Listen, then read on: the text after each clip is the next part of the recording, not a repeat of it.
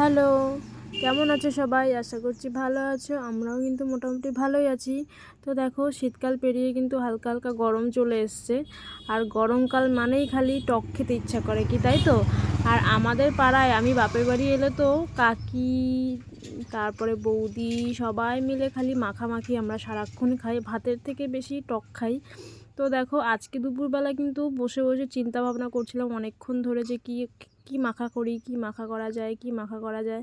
তো হঠাৎ করে মাথায় চলে এলো যে কুল মাখা করা যাক। তো কুল মাখা কিন্তু আমার অত একটা ভালো লাগে না।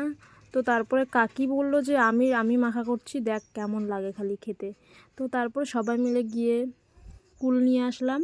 তারপর দেখো, এখানে শুকনো লঙ্কা পোড়া, তারপর কুলটাকে হালকা একটু থেতো করে নিলাম, তার সাথে আছে সর্ষে বাটা, কাঁচা লঙ্কা বাটা, অল্প চিনি, নুন, সব কিছু দিয়ে কিন্তু মিক্স করেছি। মাখা হয়ে যাওয়ার পর সবার রিয়াকশানটা সেই ছিল, আর দারুণ হয়েছিল কুল মাখাটা সত্যি। আমি কিন্তু কুল মাখা খাই না, আর এই মাখাটা খেয়ে পুরো কুল মাখা প্রেমিক হয়ে গেলাম।